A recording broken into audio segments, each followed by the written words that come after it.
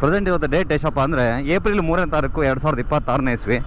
ಇವತ್ತು ಬೆಳಗ್ಗೆಯಿಂದ ಇನ್ಸ್ಟಾಗ್ರಾಮಲ್ಲಿ ಆಗಿರ್ಬೋದು, ಫೇಸ್ಬುಕ್ಕಲ್ಲಿ ಆಗಿರ್ಬೋದು ಒಂದು ವಿಡಿಯೋ ಸಿಕ್ಕಾಪಟ್ಟೆ ವೈರಲ್ ಆಗಿದೆ. ನನಗೂ ಸಹ ಇನ್ಸ್ಟಾಗ್ರಾಮಲ್ಲಿ ತುಂಬ ಜನ ಫ್ರೆಂಡ್ಸು, ಸೊ ಫಾಲೋವರ್ ಫ್ರೆಂಡ್ಸ್ ಆಗಿರ್ಬೋದು, ನನ್ನ ಫ್ರೆಂಡ್ಸು ತುಂಬ ಜನ ನನ್ನ ಟ್ಯಾಗ್ ಮಾಡ್ತಾಯಿದ್ರು. ಹಾಗೆ ಮೆಸೇಜ್ಗಳು ಸಹ ಕಳಿಸ್ತಾಯಿದ್ರು, ಬ್ರೋ ಇದ್ರ ಬಗ್ಗೆ ವಿಡಿಯೋ ಮಾಡಿ ಅಂತೇಳಿ. ಸೊ ಹಾಗಾಗಿ ಇದ್ರ ಬಗ್ಗೆ ವಿಡಿಯೋ ಮಾಡೋಣ ಅಂತ ಬಂದಿದ್ದೀನಿ. ಸೊ ಯಾವುದು ಏನಂತ ನಿಮಗೆ ತಮ್ಮನೇ ಟೈಟಲ್ ನೋಡಿ ಗೊತ್ತಾಗಿರುತ್ತೆ. ಹಾಗೆ ವಿಡಿಯೋ ಎಂಡ್ ತನಕ ನೋಡಿ. ವಿಡಿಯೋ ಎಂಡಲ್ಲಿ ನಮ್ಮ ದಾವಣಗೆರೆ ಎಲೆಕ್ಷನ್ ಬಗ್ಗೆ ಒಂದೆರಡು ಮಾತುಗಳು ಮಾತಾಡೋದಿದೆ. ಯಾಕೆ ಬ್ರೋ ದಾವಣಗೆರೆ ಎಲೆಕ್ಷನ್ ಬಗ್ಗೆ ಏನು ಮಾತಾಡಿಲ್ಲಲ್ಲ ನೀವು ಅಂತ ತುಂಬ ಜನ ಕೇಳ್ತಾಯಿದ್ರು. ಸೊ ಈ ವಿಡಿಯೋ ಎಂಡಲ್ಲಿ ಅದ್ರ ಬಗ್ಗೆ ಸಹ ಸ್ವಲ್ಪ ಮಾತಾಡ್ತೀನಿ. ವಿಡಿಯೋನ ಎಂಡ್ ತನಕ ನೋಡಿ. ಸೊ ಬನ್ನಿ ಇವತ್ತಿನ ವಿಡಿಯೋನ ಸ್ಟಾರ್ಟ್ ಮಾಡೋಣ. ಫ್ರೆಂಡ್ಸ್, ಇವತ್ತು ಬೆಳಗ್ಗೆಯಿಂದ ವಿಡಿಯೋಗಳನ್ನ ಕಳಿಸ್ತಾ ಇದ್ರು ಇನ್ಸ್ಟಾಗ್ರಾಮಲ್ಲಿ. ನೋಡಿ ಸಾಕಾಗೋಗ್ಬಿಡ್ತು. ನಿಜವಾಗ್ಲೂ ಎಷ್ಟು ಸಿಟ್ಟು ಬಂತು ಅಂದರೆ ಸಿಕ್ಕಾಪಟ್ಟೆ ಸಿಟ್ಟು ಬಂತು. ಎಷ್ಟು ಕಷ್ಟಪಟ್ಟು ಎಷ್ಟು ಜನ ಒಂದೊಂದು ರೂಪಾಯಿನ ಕೂಡಿಟ್ಟಿರೋ ದುಡ್ಡಲ್ಲಿ ಗೌರ್ಮೆಂಟ್ನವ್ರು ಒಂದು ರೂಲ್ಸ್ ತಂದರು ಅಂತೇಳಿ.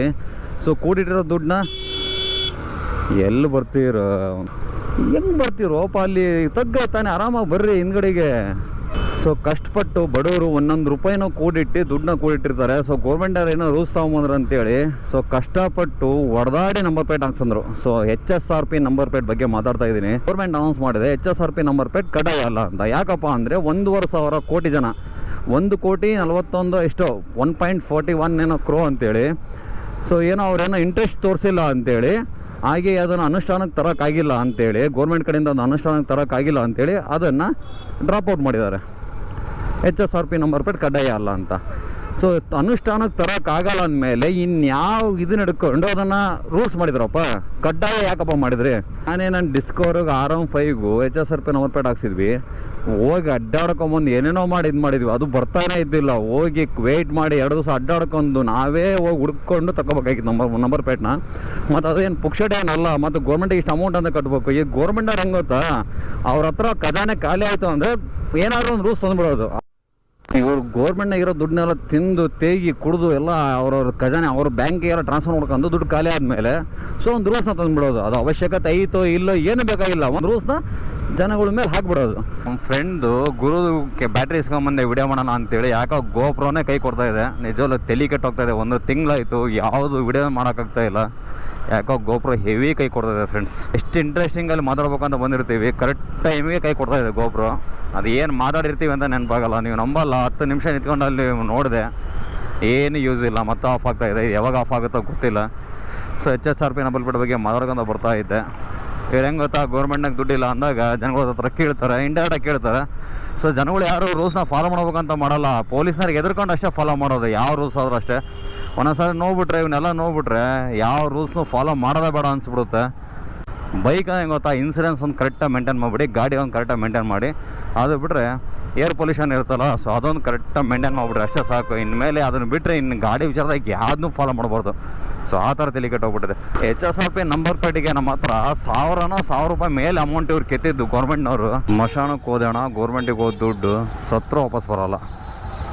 ಇಂಥ ದುಡ್ಡುಗಳು ಮಾಡ್ಕೊಂಡು ಅವರೆಲ್ಲ ಕೋಟ್ಯಾಧೀಶರಾರೆ. ನಾವು ರೂಲ್ಸ್ ಅಂದ್ಕೊಂಡು ಇನ್ನು ಬೀದಿಲೇ ಇರ್ತೀವಿ. ಹಾಗೆ ಎಲೆಕ್ಷನ್ ಬಗ್ಗೆ ಮಾತಾಡೋಣ ಅಂದ್ಕೊಂಡೆ. ಹಳೆ ದಾವಣಗೆರೆಗೆ ಬಂದೇ ಬಿಟ್ಟೆ. ಎಲ್ಲರೂ ಬುದ್ಧಿವಂತರೇ ಇರೋದು, ಯಾರೂ ದಡ್ರಿಲ್ಲ. ಯಾರಾದ್ರೂ ಹಿಡಿಸ್ಕೊಂಡು ಏನು ಇದು ಮಾಡೋ ಅಂಥ ದಡ್ರು ಯಾರೂ ಇಲ್ಲ. ಎಲ್ಲರಿಗೂ ಗೊತ್ತು ದೇಶದ ಅಭಿವೃದ್ಧಿ ನೋಡಿ, ನಿಮಗೆ ಆಗಬೇಕಾಗಿರೋ ಕೆಲಸಗಳ ಬಗ್ಗೆ ನೋಡಿ. ಸೊ ಎಲ್ಲರಿಗೂ ಗೊತ್ತಿರುತ್ತೆ ಯಾರೇನು ದಡ್ರಲ್ಲ. ನಾವು ಹೋಗಿ ಇದಕ್ಕೆ ಹಾಕೋ ಅಂದ್ರೆ ಅದಕ್ಕೆ ಹಾಕೋಕ್ಕೆ ಯಾವನೂ ರೆಡಿ ಇಲ್ಲ, ಯಾರು ಹಾಕೋದು ಇಲ್ಲ. ದೇವರು ಎಲ್ಲರಿಗೂ ಆಲೋಚನಾ ಶಕ್ತಿ ಅನ್ನೋದು ಕೊಟ್ಟಿದ್ದಾನೆ. ಸೊ ಪ್ರತಿಯೊಬ್ಬ ಮನುಷ್ಯನಿಗಾಗಿರ್ಬೋದು, ಪ್ರಾಣಿಗಳಿಗೊಂಥರ ಆಲೋಚನಾ ಶಕ್ತಿ ಕೊಟ್ಟರೆ ಮನುಷ್ಯನಿಗೆ ಒಂಥರ ಆಲೋಚನಾ ಶಕ್ತಿ ಕೊಟ್ಟಿದ್ದಾನೆ. ಎಲ್ಲರೂ ನೀವು ಆಲೋಚನೆ ಮಾಡಿ. ಅವ್ರು ಹೇಳಿದ್ರು ಇವ್ರು ಹೇಳಿದ್ರು ಅದು ಇದು ಅನ್ನೋದು ಬಿಟ್ಟು ನಿಮ್ಮ ಆಲೋಚನೆಗೆ, ನಿಮ್ಮ ಬುದ್ಧಿಸಿದಕ್ಕೆ ಸೊ ನಿಮಗೂ ಆಲೋಚನೆ ಶಕ್ತಿ ಇರುತ್ತೆ. ಸೊ ಯೋಚನೆ ಮಾಡಿ ನಿಮಗೆ ಯಾವ ಪಕ್ಷ ಕರೆಕ್ಟ್ ಅನಿಸುತ್ತೆ ಆ ಪಕ್ಷಕ್ಕೆ ವೋಟ್ ಹಾಕಿ. ಅಭಿವೃದ್ಧಿ ಬಗ್ಗೆ ಗಮನ ಕೊಡಿ. ನಿಮಗೆ ಸವಲತ್ತುಗಳು ಅಂದರೆ ಲಾಂಗ್ ಲೈಫ್ ಇರಬೇಕು. ಸವಲತ್ತುಗಳು ಅಂದರೆ ಒಂದು ಕುಕ್ಕರ್ ಕೊಟ್ಟರು, 5,000 ರೂಪಾಯಿ ಕೊಟ್ಟರು, ಕಬಾಬ್ ಕೊಡಿಸಿದ್ರು, ಚಿಕನ್ ತಿನ್ನಿಸಿದ್ರು, ಅದಲ್ಲ ಸವಲತ್ತುಗಳು ಅಂದರೆ. ಮನುಷ್ಯನಿಗೆ ಇನ್ನೊಂದು 20 ವರ್ಷ 30 ವರ್ಷ ಇನ್ನು ಫ್ಯೂಚರಿಗೆ ಏನು ಸವಲತ್ತುಗಳನ್ನ ಕೊಡ್ತಾರಲ್ಲ, ಸವಲತ್ತುಗಳು ಅಂದರೆ ನಮಗೆ ರೋಡ್ ಬೇಕಪ್ಪ, ಚರಂಡಿ ಬೇಕು, ಈ ಥರ ಸವಲತ್ತುಗಳನ್ನ ಯಾರು ಕೊಡ್ತಾರೆ, ಯಾರು ಒಳ್ಳೆ ಕೆಲಸ ಮಾಡ್ತಾರೆ ಅವರಿಗೆ ವೋಟ್ ಹಾಕಿ. ಈಗ ನನಗೆ ಏನಾದರೂ ಊಟ ಮಾಡ್ಬೇಕು ಅನ್ಸಿದ್ರೆ ನಾನು ಊಟ ಮಾಡ್ತೀನಿ. ಈಗ ನೀವು ಬಂದು ಹೇಳಿದರೆ, ಇನ್ನೊಬ್ರು ಬಂದು ಹೇಳಿದ್ರೆ ಅದನ್ನ ಊಟ ಮಾಡಲ್ಲ ಯಾರು. ಸೊ ಮುದ್ದೆ ಊಟ ಮಾಡೋರು ಮುದ್ದೆ ಊಟನೇ ಮಾಡ್ತಾನೆ, ರೊಟ್ಟಿ ಊಟ ಮಾಡೋನು ರೊಟ್ಟಿ ಊಟನೇ ಮಾಡ್ತಾರೆ, ಚಪಾತಿ ಬೇಕಾದನ್ನು ಚಪಾತಿನೇ ಊಟ ಮಾಡೋದು. ಈ ಪಕ್ಕಕ್ಕಿರೋನು ಯಾರೋ ಮುದ್ದೆ ಊಟ ಮಾಡ್ತಾನೆ ಅಂತೇಳಿ ನಾವು ಮುದ್ದೆ ಊಟ ಮಾಡಲ್ಲ, ನಾವು ಚಪಾತಿನೇ ತಿನ್ನೋದು. ಸೊ ಆ ಥರ ಅವ್ರಿವ್ರ ಮಾತನ್ನು ತೆಲಿಗೆಡ್ಸೋಕೆ ಹೋಗಬೇಡಿ. ಮಾತಾಡೋರು ಹೆಂಗಿದ್ರು ಮಾತಾಡ್ತಾರೆ. ಸೊ ಸ್ವ ಇಚ್ಛೆಯಿಂದ ನಿಮಗೆ ಯಾವ್ದು ಪಕ್ಷ ಚೆನ್ನಾಗಿ ಅನಿಸುತ್ತೆ, ಅಭಿವೃದ್ಧಿ ಕಡೆ ಯಾರು ಇದು ಮಾಡ್ತಾರೆ, ನಿಮ್ಮನ್ನು ಯಾರು ಕೈ ಹಿಡಿದು ನಡೆಸ್ತಾರೆ, ಸೊ ಅವ್ರಿಗೆ ಓಟ್ ಹಾಕಿ. ಸಿಗ್ತೀನಿ ನಿಮಗೆ ನೆಕ್ಸ್ಟ್ ವಿಡಿಯೋದಲ್ಲಿ. ಗೋಪುರ ಹೆವಿ ಕೈ ಕೊಡ್ತಾ ಇದೆ. ಇಷ್ಟು ವಿಡಿಯೋ ಮಾಡೋದಕ್ಕೆ ಮಿನಿಮಮ್ ಒಂದು 8ರಿಂದ 10 ಸಾರಿ ಆನ್ ಆ್ಯಂಡ್ ಆಫ್ ಮಾಡಿದ್ದೀನಿ. ತಲೆ ಕೆಟ್ಟೋಗ್ತಾ ಇದೆ, ಏನು ಮಾತಾಡಿದ್ದೀನಿ ನನಗೆ ಗೊತ್ತಾಗ್ತಾ ಇಲ್ಲ. ಹಾಗೆ ಕೊನೆಯದಾಗ ಒಂದು ಮಾತಾಡಬೇಕಾಗಿತ್ತು. ದುಡ್ಡಿನ ಆಸೆಗೆ ಬಲಿಯಾಗಿ ನೀವು ಏನೋ ಬಲಿಯಾಗಿ ಇವಾಗ ಓಟ್ ಹಾಕ್ಬಿಡ್ತೀರಾ. ನೆಕ್ಸ್ಟ್ ನಿಮ್ಮ ಮಕ್ಕಳ ಫ್ಯೂಚರು ನಿಜವಾಗ್ಲೂ ಎಷ್ಟು ಹಾಳಾಗುತ್ತೆ ಅಂದರೆ ಅಷ್ಟೇ ಹಾಳಾಗುತ್ತೆ. ಮಕ್ಕಳ ಫ್ಯೂಚರ್ ಆಗಿರ್ಬೋದು, ಇನ್ನು ದೇಶದ ಅಭಿವೃದ್ಧಿ ಆಗಿರ್ಬೋದು, ದೇಶದ ಬಗ್ಗೆ ಯೋಚನೆ ಮಾಡಿ ಕರೆಕ್ಟಾಗಿ ಓಟ್ ಹಾಕಿ. ಇವಾಗ ಅವ್ರು ಕೊಡೋದೆಲ್ಲ ಕ್ಷಣಿಕ. ನಿಮಗೆ ಕಷ್ಟಪಟ್ಟು ದುಡ್ಕಂಡ್ರಿ, ಕಷ್ಟಪಟ್ಟು ದುಡಿಯೋಣ, ನೆಮ್ಮದಿಯಾಗಿ ಊಟ ಮಾಡಿ ಮಲಗೋಣ. ಕಂಡರ್ ಕೊಡೋದು ಎಷ್ಟು ದಿವಸ ಇರುತ್ತೆ ಹೇಳಿ? 4 ದಿವಸ ಅಷ್ಟೇ. ಒಂದು ಸಲ ಯೋಚನೆ ಮಾಡಿ, ಅಷ್ಟು ಎಷ್ಟೇ ಕೋಟಿ ಇದ್ರೂ ನಿಮ್ಮ ಮುಂದೆ ಬಂದು ಕೈ ಚಾಚ್ತಾರೆ, ಕೈ ಮುಗಿತಾರೆ ಅಂದರೆ ನಮ್ಮ ಓಟಿಗೆ ಎಷ್ಟು ಪವರ್ ಇದೆ ಅಂತೇಳಿ. ದಯವಿಟ್ಟು ನಿಮಗಿರೋ ಪವರ್ನ ಮಿಸ್ಯೂಸ್ ಮಾಡ್ಕೊಳಕ್ಕೆ ಹೋಗಬೇಡಿ. ಅಷ್ಟೇ ನನ್ನ ಕಳಿ. ನನಗೆ ಒಂದೊಂದು ಸಲ ಏನು ಡೌಟ್ ಬರುತ್ತೆ ಅಂದರೆ, ಈ ರೂಲ್ಸ್ ಎಲ್ಲ ತೊಗೊಂಬರ್ತಾರಲ್ಲ, ಇವ್ರು ನಿಜವಾಗ್ಲೂ ಕರೆಕ್ಟಾಗಿ ಓದಿ ಕೆಲಸ ತೊಗೊಂಡಿರ್ತಾರೋ ಇಲ್ಲ ದುಡ್ಡು ಕೊಟ್ಟೇ ಜಾಯ್ನ್ ಆಗಿರ್ತಾರೋ ಅಂತ. ಕರೆಕ್ಟಾಗಿ ಓದಿ ಜಾಯ್ನ್ ಆಗಿರೋನು ಯಾರು ಈ ಥರ ಮಾಡಲ್ಲ ಅನಿಸುತ್ತೆ.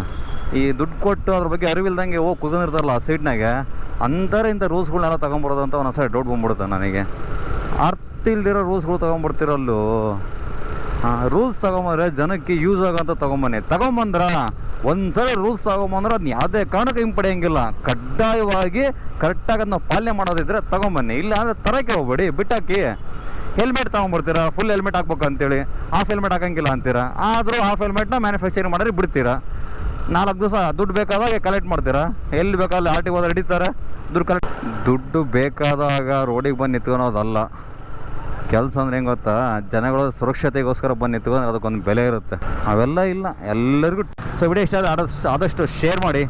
ಸಿಗ್ತೀನಿ ನಿಮಗೆ ನೆಕ್ಸ್ಟ್ ವಿಡಿಯೋದಲ್ಲಿ. ಬಾಯ್, ಟೇಕ್ ಕೇರ್. ಇವಾಗ ಗೋಪುರ ಆಫ್ ಆಗಲ್ಲ.